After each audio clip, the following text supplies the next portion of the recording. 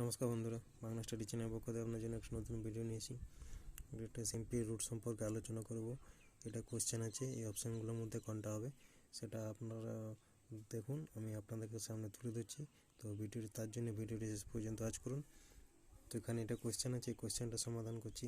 প্রথমে রুট লিখছি 10 plus root 27 plus root 65 plus root 256।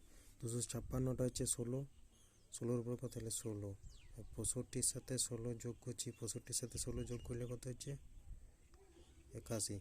81টা কত বর্গ হচ্ছে 9, তাহলে 27-এর সাথে 9 যোগ হচ্ছে। 9 যোগ করলে কত হচ্ছে 36।